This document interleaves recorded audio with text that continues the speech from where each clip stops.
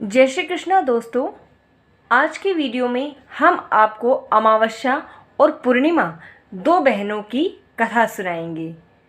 दोस्तों, अगर आप लोगों को कथाएं सुनने का शौक़ है, कथाएं सुनना आपको पसंद है, खासकर पौराणिक कथाएं, तो आप हमारे चैनल को सब्सक्राइब कर लीजिएगा और साथ ही अगर वीडियो आप लोगों को पसंद आए तो उसे भी शेयर ज़रूर कीजिएगा अपने दोस्तों में। अगर आपको लगता है कि करनी चाहिए और स्टोरी आपको अच्छी लगी तो, नहीं तो आपके ऊपर किसी भी प्रकार का कोई भी दबाव नहीं है। तो चलिए शुरू करते हैं आज की ये कथा। एक राज्य में एक राजा और रानी हुआ करते थे। उनकी दो लड़कियां और दो लड़के थे। एक लड़की का नाम पूर्णिमा था और दूसरी लड़की का नाम था अमावस्या। पूर्णिमा घर के कामों में निपुण थी और घर का सारा काम करती थी और भगवान की पूजा अर्चना भी किया करती थी। इसके अतिरिक्त वह गौ माता की सेवा भी किया करती थी। और उसकी दूसरी बहन अमावस्या ना ही तो घर का कोई कार्य करती थी और ना ही भगवान की पूजा अर्चना करती थी और ना ही गौ माता की सेवा करती थी। पूर्णिमा सर्वगुण संपन्न थी, फिर भी राजा और रानी अपने दोनों बेटों व पुत्री अमावस्या को ही ज़्यादा प्यार किया करते थे और वह पूर्णिमा से प्रेम नहीं करते थे, उनके साथ भेदभाव किया करते थे। राजा के चारों पुत्र और पुत्री धीरे धीरे बड़े हो रहे थे। जब वे बड़े हो गए तो राजा ने अपने दोनों पुत्रों का विवाह योग्य कन्याओं के साथ करा दिया। इसके पश्चात रानी ने राजा से कहा कि देखो, अब दोनों पुत्रियां विवाह के योग्य हो गई हैं और इन दोनों का विवाह भी करा दो। परंतु पुत्री अमावस्या का विवाह किसी बड़े खानदान में कराना और पूर्णिमा का विवाह किसी गरीब परिवार में कराना, क्योंकि पूर्णिमा को केवल भगवान की पूजा पाठ करना ही पसंद है और गाय की सेवा करना पसंद है। अब रानी ने राजा को दोनों पुत्रों का रिश्ता तय करने के लिए भेज दिया, पुत्रियों का रिश्ता तय करने के लिए भेज दिया। राजा ने अपने पड़ोसी राज्य में जाकर वहाँ के राजा के पुत्र के साथ अमावस्या का रिश्ता तय कर दिया और वहीं पास के एक गांव में जाकर एक गरीब परिवार के लड़के से अपनी पुत्री पूर्णिमा का रिश्ता तय कर दिया। यह सारी बात जाकर राजा ने अपनी रानी को बताई तो रानी यह सोचने लगी कि अब देखते हैं कि भगवान इसकी मदद कैसे करते हैं। वह बहुत पूजा पाठ करती है और भगवान में मगन रहती है। पूर्णिमा के भाई और भाभी पूर्णिमा से बहुत प्रेम करते थे। माता पिता उतना नहीं करते थे जितना भाई और भाभी करते थे, क्योंकि पूर्णिमा उनके घर के सारे कामों में उनका साथ देती थी और कामों में उनकी हाथ बटाती थी। और यही उसकी दूसरी बहन अमावस्या उन पर अपना रोब जमाती थी और घर का कोई कार्य भी वह नहीं करती थी। कुछ समय बीत जाने के बाद दोनों पुत्रियों का विवाह हो जाता है। राजा और रानी विवाह के बाद अपनी दोनों पुत्रियों को विदा कर देते हैं। विदाई देते समय राजा रानी पुत्री अमावस्या को बहुत सारा धन दौलत देते हैं, जबकि पूर्णिमा को वो कुछ भी नहीं देते हैं। उसे खाली हाथ ही उसके ससुराल विदा कर देते हैं। इसके बाद दोनों बहनें अपने ससुराल में चली जाती हैं। कुछ दिन बीत जाने के बाद एक दिन अमावस्या अपने घर पर शिव जी की कथा रखती है, जिसमें वह सभी गांव वालों को आमंत्रित करती है और अपनी बहन पूर्णिमा को नहीं बुलाती है। जब गांव की सारी औरतें अमावस्या के घर जाती हैं तो यहाँ सब दृश्य पूर्णिमा अपने घर के दरवाजे में बैठकर देख रही थी। तब वहाँ से गुजर रही सारी औरतें पूर्णिमा से कहती हैं कि तुम्हारी बहन के यहाँ शिव जी की कथा है, तुम नहीं चलोगी? पूर्णिमा ने कहा कि बहन, मुझे उसने कथा में निमंत्रण नहीं भेजा है, इसलिए मैं नहीं जा सकती। सभी गांव की औरतें पूर्णिमा से कहती है, अरे कोई बात नहीं, अगर नहीं बुलाया तो क्या हुआ, ये तो भगवान शिव की कथा है, तो तुम चल दो, तुम हमारे साथ चलो, कुछ नहीं होगा। गांव की सभी औरतों की बात मानकर पूर्णिमा भी उनके साथ भगवान शिव की कथा में अमावस्या के घर चली जाती है। जब अमावस्या की नज़र पूर्णिमा पर पड़ती है तो वह कहती है कि तुम यहाँ कैसे चली आई, मैंने तो तुम्हें बुलाया ही नहीं था। खैर कोई बात नहीं, अब तुम आ गई हो तो चुपचाप बैठी रहना। और यह कहते हुए अमावस्या पूर्णिमा की गरीबी का मजाक उड़ाती है। पूर्णिमा की आंखों में अश्रु आ जाते हैं और रोते रोते मन ही मन पूर्णिमा भगवान शिव से विनती करती है और उन्हें याद करने लगती है और कहती है, हे भगवान, क्या पूजा पाठ करना गलत है? क्या गौमाता की सेवा करना भी गलत है? आखिर मेरी गलती क्या है? आप मुझ पर अपनी कृपा दृष्टि कब बनाएंगे? पूर्णिमा बार बार भगवान शिव से यही कहती रहती। इतने में शिव कथा पूरी हो जाती है और अमावस्या भगवान का प्रसाद बांटने लगती है। वह सभी लोगों को प्रसाद देती है, परंतु पूर्णिमा को वह प्रसाद नहीं देती है। पूर्णिमा बिना प्रसाद के ही अपने घर लौट जाती है। रास्ते में वह यह सोचती हुई चलती है कि यदि बच्चे उनसे कथा का प्रसाद मांगेंगे तो उन्हें क्या उत्तर दूंगी मैं। उसने सोचा कि मैं अपने मायके चली जाती हूँ और भाई भौजाई के यहाँ चली जाऊँगी। वहाँ जाऊँगी और बच्चों के लिए कुछ लेकर आ जाऊँगी।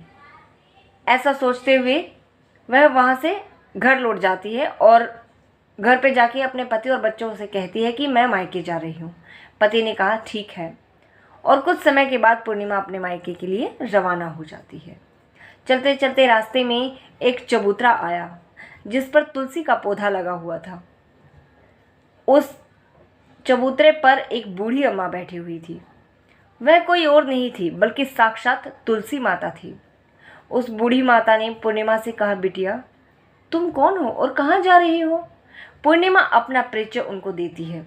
परिचय देने के बाद बूढ़ी औरत ने पूर्णिमा से कहा कि ये जो तुलसी का पौधा है ये सूख रहा है, इसमें थोड़ा सा जल डाल दो और इस चबूतरे की भी थोड़ी सी साफ़ सफाई कर दो, जिससे मुझे थोड़ी ठंडक मिलेगी। पूर्णिमा ने कहा कि ठीक है माँ, मैं तुलसी में पानी डाल देती हूँ और यहाँ की साफ़ सफाई भी कर देती हूँ।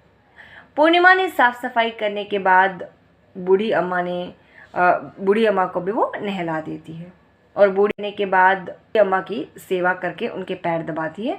बूढ़ी अम्मा से कहती है कि माँ जी और बताइए कि मैं आपकी क्या सेवा करूँ, कोई और काम है तो बता दीजिए, मैं कर दूँगी। बूढ़ी अम्मा ने कहा कि कुछ नहीं, अब तुम जाओ और जब तुम वापस आओगी ना तो मुझसे मिलके ज़रूर जाना। पूर्णिमा चली जाती है। बूढ़ी अम्मा ने कहा ठीक है। रास्ते में जब वो जा रही होती है तो उसे फिर से एक बूढ़ा आदमी बैठा हुआ मिलता है जो कि शिव मंदिर के बाहर बैठा था। वो बूढ़ा आदमी कोई और नहीं बल्कि साक्षात भोलेनाथ थे। उन्होंने पूर्णिमा से कहा कि तुम कहाँ जा रही हो बेटी, तुम कौन हो? तब पूर्णिमा उनको भी अपना परिचय देती है और फिर उस बूढ़े बाबा ने पूर्णिमा से कहा कि इस मंदिर में सफाई कर दो थोड़ी सी। तो पूर्णिमा ने मंदिर की और चबूतरे की सफाई कर दी और पूजा अर्चना भी की। साफ सफाई और पूजा अर्चना करने के बाद उन्होंने बूढ़े बाबा की भी सेवा की और कहा कि बूढ़े बाबा अगर कोई और काम है तो बताइए, मैं कर देती हूँ। तो बूढ़े बाबा कहते हैं कि नहीं, तुम जाओ और वापस आते वक्त मुझसे अवश्य मिलना। पूर्णिमा ने कहा ठीक है बाबा, मैं जाती हूँ, वापस आते समय मैं आपसे ज़रूर मिलूँगी। फिर पूर्णिमा आगे बढ़ती है। आगे चलते हुए काली माता का एक मंदिर आता है। काली माता के मंदिर के चबूतरे पर एक बूढ़ी अम्मा बैठी हुई होती है। वो भी साक्षात काली माता होती है और पूर्णिमा से कहती है कि पुत्री तुम कौन हो, तुम कहाँ जा रही हो? तो वह बूढ़ी माता को अपना परिचय देती है और उनसे सारी बातें बताती है। उसके बाद वो कहती है कि मंदिर की साफ़ सफाई कर दो। तो पूर्णिमा वहाँ पर भी ऐसा करती है और उनकी खूब सेवा पानी करती है। उसके बाद वो कहती है कि और कुछ कार्य अगर माता है तो मुझे बता दीजिए, मैं कर दूँगी, अभी तो मैं यहाँ पे हूँ। फिर वो कहती है कि नहीं बेटा, अभी तो कोई काम नहीं है, लेकिन जब तुम वापस लौटोगी तो तुम मुझसे मिलके ज़रूर जाना। उसके बाद फिर से पूर्णिमा चल पड़ती है। आगे जब वो जाती है तो फिर से उनको एक बूढ़ी अम्मा नज़र आती है। जब वो नदी के किनारे पहुंच जाती हैं तो नदी के किनारे पहुंचती हैं तो वो और कोई नहीं बल्कि साक्षात गंगा मैया होती है। गंगा मैया उन्हें कहती है कि बेटा, नदी का जो किनारा है ये बहुत गंदा हो गया है। सब लोग यहाँ पर आते हैं, स्नान करते हैं और कूड़ा कचरा फैलाकर चले जाते हैं। सफाई कोई नहीं करता है यहाँ की, सब केवल अपना तन साफ़ करने के लिए आते हैं। यहाँ पे कोई भी आके मेरा जो ये किनारा है मेरे पास में, इसको साफ़ नहीं करते हैं। उसके बाद पूर्णिमा उनकी भी बात मान लेती है और कहती है कि ठीक है, मैं कर देती हूँ। उसके बाद वो कहती है कि अम्मा कोई और काम है तो आप मुझे बता दीजिए। वो कहती हैं नहीं बेटा, कोई काम नहीं है, लेकिन आप जब वापस आओगे तो मुझसे मिलके ज़रूर जाना। इस प्रकार से पूर्णिमा नदी पार करके अपने मायके पहुंच जाती है। जब वो मायके पहुंचती है तो उसके भाई भाभी उसका अच्छा खासा आदर सत्कार करते हैं, देख के एकदम खुश हो जाते हैं। और उसके भाई भाभी उनसे घर परिवार की, धन दौलत की सारी बातें करते हैं। और कुछ समय के बाद पूर्णिमा वहाँ से चलने लगती है तो उनको बहुत सारा धन धान्य देते हैं और कहते हैं कि तुम आती रहा करो। इस प्रकार से पूर्णिमा वहाँ से चल पड़ती है। जब वो गंगा के किनारे पर दोबारा आती है तो बूढ़ी अम्मा से मिलती है। वो कहती है आ गई बेटी? तो कहती हैं कि पूर्णिमा की हाँ हाँ माँ जी मैं आ गई। तो वो कहती हैं कि बेटा ये एक थैला तुम ले लो, ये मैं तुम्हारे लिए मैंने दिया है, तुमने मेरी इतनी सेवा की तो मैं ये तुम्हारे लिए भेंट स्वरूप देती हूँ। तो पूर्णिमा कहती है कि धन्यवाद माता, और ये बोल के वो आगे चल पड़ती है। एक उसके मायके का थैला हो जाता है, एक उसको गंगा मैया थैला देती है, तो वो दोनों हाथों में थैला लेके चलती है। आगे उनको काली माता मिलती है। काली माता भी उनको एक थैला देती है उनकी सेवा से प्रसन्न होके। तो उनके पास अच्छी खासी भारी सामान हो जाता है। तो वो अपने थैले में से एक साड़ी निकालती है जो कि उसकी भाभी ने उसे दी थी, और उसमें उन थैलों को बांध लेती है। आगे भगवान शिव उसे एक थैला देते हैं, और उसके आगे जाने के बाद तुलसी माता भी उनकी सेवा भाव से प्रसन्न होकर उनको भेंट स्वरूप एक थैला देते हैं। और कहते हैं कि वो सारे ही कहते हैं कि इसको यहाँ पे मत खोलना, आप घर जाके इसे खोलना। तो इस प्रकार से वो चली जाती है। और जब वो अपने घर जाती है तो बच्चे एकदम से कहते हैं कि मम्मी आ गई। इस प्रकार से वो उस समय मम्मी तो नहीं कहा जाता था, लेकिन आज की भाषा में यदि मैं इस कहानी को सुनाऊँ तो वो अपनी माँ को देख के बड़े खुश होते हैं और कहते हैं कि माँ आ गई और मामा के घर गई थी, कुछ लेके आई होंगी। तो वो अपने झोले वोले खोलती हैं उनके सामने, और खिलौने और सारी चीज़ें उनको देती है, मिठाइयाँ और पता नहीं क्या क्या जो उनकी भाभीयों ने दिया था। वो पहले मायके वाला ही थैला खोलती हैं और वो बच्चे खुश हो जाते हैं। अगला थैला जब वो खोलती हैं जो गंगा मैया ने उनको दिया था, उसमें हीरे जवाहरात और धन दौलत बहुत सारी अमूल्य चीज़ें भरी हुई थी। अगला थैला खोलते हैं तो उसमें अनाज, दालें, कुछ ऐसे आशीर्वादों के साथ कि वो कभी ख़त्म नहीं होंगे, अन्नपूर्णा का आशीर्वाद उनको मिला था। और थैला खोलती हैं तो उसमें उनको और भी कई अमूल्य चीज़ें, वस्त्र इत्यादि मिलते हैं जो कि कभी मलिन नहीं होंगे। इस प्रकार से सारे थैले जब वो खोलती हैं तो कोई न कोई अमूल्य चीज़ें उनको मिलती हैं और वो बड़ी खुश होती हैं। वो समझ जाती हैं कि भगवान खुद आपको मुझे आशीर्वाद देने के लिए आए थे। उसके बाद वो सोचती है कि देखो अब तो भगवान ने मुझे सब कुछ दे दिया है और मैं भी अपने घर एक शिव जी की कथा रखूँगी। इस प्रकार से वो सोचती है। जब वो शिव जी की कथा रखती है तो अपनी बहन अमावस्या को भी उसमें बुलाती है। तो अमावस्या जब उसके घर कथा में आती है तो देखती है कि ओहो, मेरी बहन तो एकदम करोड़पति हो गई है, मेरी बहन तो हीरे जवाहरात में खेलती है, अब ऐसा भी क्या इसको मिल गया। वो कहती है कि बहन कल तक तो तू बिल्कुल कंगाल थी, आज क्या हुआ? तो ऐसा कौन सा खजाना तेरे हाथ लग गया जो तू इतनी उछल रही है, और तूने भी अपने घर शिव चर्चा करवाई है, और मुझे भी बता कि तूने ऐसा क्या किया। तो वो कहती है देख बहन, मैं तेरे घर आई थी, तूने मुझे प्रसाद तक नहीं दिया, मेरा अपमान किया, तो मैं मायके चली गई सीधे। मैंने सोचा कि बच्चे मांगेंगे प्रसाद, तो मैं मायके चली गई। वहाँ पे मेरा बहुत आदर सत्कार हुआ और मेरे साथ जो भी घटनाएं पूर्णिमा के साथ हुई थी उसने सारी घटनाओं को अपनी बहन अमावस्या को बता दिया। अब अमावस्या के मन में लालच जाग गया। अमावस्या ने सोचा कि मैं भी ऐसा ही करूँगी। तो वो अपनी बहन को कहती है सुन, तू मुझे प्रसाद मत दे, तू मुझे खाली हाथ भेज और मेरा अपमान कर। तो पूर्णिमा कहती है कि मेरे घर तुम कथा में आई हो, भगवान का प्रसाद मैं सबको दूंगी, ये शिव जी का प्रसाद है, मैं तो सबको दूंगी, भले ही दुश्मन मेरे घर पे आ जाए मैं उसको भी दूंगी, और ना ही मैं तुम्हारा अपमान करूंगी, क्योंकि मैंने तुम्हें खुद यहाँ पे बुलाया है, और नहीं भी बुलाया होता तो मैं अपनी बहन का अपमान कभी नहीं करती।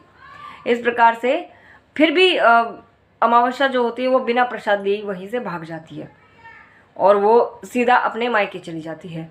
मायके में जब वो जाती है तो उसके भाई भाभी बीच में पहले तो अमावस्या को वही काली माता मिलती हैं और उनको भगवान शिव मिलते हैं, तुलसी माता मिलती हैं और उनको गंगा मैया मिलती है, जो कि वो उससे वही सारे काम बताते हैं जो उन्होंने पूर्णिमा को बताए थे। लेकिन पूर्णिमा ने जिन कामों को बड़े प्रेम से किया था, अमावस्या उन कामों को करने से मना कर देती है और उल्टा उनके ऊपर चिढ़ जाती है। कहती है कि तुमको दिखाई नहीं दे रहा कि मैंने कितनी महंगी साड़ी पहनी हुई है, यहाँ पे साफ़ सफाई करूँगी तो मेरे कपड़े गंदे हो जाएंगे। इस प्रकार से वो उनको डांट के वहाँ से चली जाती है। और फिर जब वो अपने मायके चली जाती है तो मायके में उसके भाई भाभी उसको देख के अपना माथा पीटने लग जाते हैं। वो कहते हैं कि आ गई, और वो सीधा एक ही बात बोलते हैं कि ना काम के ना काज के, दुश्मन अनाज के, इस प्रकार से वो बोलते हैं। लेकिन फिर भी वो बेशर्मों की तरह वहाँ पे खड़ी रहती है और अपने भाई भाभी से बातें करती है, लेकिन वो उसको ज़्यादा तूल नहीं देते हैं, बहुत ज़्यादा इम्पोर्टेंस उसको नहीं देते हैं। तो जब वो चलने लगती है तो कहती है कि तुमने एक थैला दिया था पूर्णिमा को जाते हुए, मुझे भी वो थैला दो। तो उसके भाई भाभी कहते हैं कि ठीक है, तुम्हारा थैला तुम्हारे घर पे पहुंच जाएगा, तुम जाओ यहाँ से। तो आगे जब वो गंगा मैया के पास आती है तो उनसे कहती है कि आपने एक थैला दिया था पूर्णिमा को, मुझे भी दो। तो वो कहती है कि तुम्हारा थैला तुम्हारे घर पहुंच जाएगा। इस प्रकार भगवान शिव, माता काली और तुलसी मैया भी उनको यही कह देती हैं कि तुम्हारे घर थैला पहुंच जाएगा, तुम चल जाओ। जैसे ही वो अपने आंगन में पहुंचती है घर के, तो देखती है कि वहाँ पे 5 थैले वहाँ पे रखे हुए हैं। वो बड़ी खुश होती है और देखती है कि ओहो, मेरे पास तो सब कुछ हो गया, अब मैं भी पूर्णिमा की तरह ही हो गई हूँ। तो जैसे ही वो अपने थैले खोलती है तो किसी में मिट्टी, कंकड़, पत्थर और किसी में बिच्छू, सांप इस तरह से निकलते हैं। और जो उसके घर में पहले से ही धनमाया जो भी होता है उसका क्योंकि बहुत ही अच्छा खासा उनका काम था, वो भी सब समाप्त हो जाता है क्योंकि उसने भगवान का अपमान किया था। और वो रोते हुए अपनी बहन के पास जाती है, पूर्णिमा के पास, और कहती है कि बहन क्या किया था तूने ऐसा, मुझे तो उन्होंने कुछ दिया ही नहीं, और दिया भी तो इस प्रकार से मेरे साथ ये घटना हुई। वो सारी घटना का वर्णन करती है। तो उसकी बहन कहती है कि मैंने अपने जीवन में कुछ नियमों से मैं अपने जीवन में बंधी हूँ। तो वो कहती है कि वो कैसे, कि मैंने हमेशा विनम्रता का साथ नहीं छोड़ा। कभी भी मेरे जीवन में किसी भी प्रकार का कोई भी अगर कष्ट भी आया है, मैं चाहे कैसी भी परिस्थितियों से होके गुजरी हूँ, लेकिन मैंने कभी जीवन में विनम्रता का साथ नहीं छोड़ा है। तुम उनसे किस तरह से बात करके आई हो, तुम जिस प्रकार का रवैया उनके साथ करोगी, उसी प्रकार का व्यवहार उन्होंने तुम्हें लौटा के दिया। मैंने जिस प्रकार का व्यवहार उनके साथ किया, उन्होंने मुझे वैसा ही दिया। तो ये सिर्फ तुम्हारे ही वजह से हुआ है, इसकी दोषी सिर्फ तुम हो और कोई नहीं। तुम यदि अपना स्वभाव अच्छा रखती, तुम्हारे साथ उनकी कोई शत्रुता नहीं थी कि वो तुम्हारे साथ ऐसा व्यवहार करेंगे। बस कमी तुम्हारे खुद के अंदर थी, क्योंकि तुम बचपन से ही एक घमंड में जीती थी। पता नहीं क्यों तुम इस प्रकार की थी, तुम्हारा व्यवहार कुछ ठीक नहीं था और वही व्यवहार तुमने वहाँ पे प्रयोग किया। एक बात सदैव याद रखना कि तुमको अगर जीवन में कुछ पाना है तो तुमको विनम्र बनना पड़ेगा। इस प्रकार से पूर्णिमा के पैरों में गिर जाती है अमावस्या और उससे क्षमा याचना करती है और फिर कहती है कि ठीक है, मैं सब कुछ पुनः प्राप्त कर लूँगी, कोई दिक्कत नहीं है। मुझे धन नहीं चाहिए, परंतु मैं भगवान शिव को और दोबारा मैं सब देवताओं को प्रसन्न कर लूँगी। और इस प्रकार से वो प्रण लेती है और अपनी बहन का सम्मान करने लग जाती है। दोस्तों, हमें किसी का भी जीवन में अपमान नहीं करना चाहिए, फिर चाहे वो कोई भी है। हाँ, बहुत सारे ऐसे दुष्ट इंसान होते हैं जो सीधी भाषा समझते ही नहीं हैं। जब आप बहुत मजबूर हो जाते हैं, जब आप विनम्र होते हैं और लोग आपके साथ गलत व्यवहार करते हैं, उसके बाद हाँ, भले ही आप उसके बाद अपने आप को बदल सकते हैं, क्योंकि कई बार आपने एक कहावत सुनी होगी कि लातों के भूत बातों से नहीं मानते हैं। बहुत सारे ऐसे लोग हमारे जीवन में आ जाते हैं जो कि बातों से नहीं मानते हैं, जो कि हमारे भोलेपन का या फिर हमारे सीधेपन का फ़ायदा उठा लेते हैं। लेकिन मुझे लगता है कि जिस प्रकार का व्यक्ति होता है सामने वाला, उससे उसी भाषा में बात करनी चाहिए। दोस्तों, उम्मीद है कि आप लोगों को वीडियो पसंद आया होगा, और अगर आया है तो इसे लाइक और शेयर कीजिएगा, साथ ही सब्सक्राइब कर लीजिएगा हमारे चैनल को ऐसे ही और वीडियोस देखने के लिए। मिलते हैं अगली वीडियो में, तब तक के लिए राधे राधे, जय श्री कृष्णा, ओम नमः शिवाय।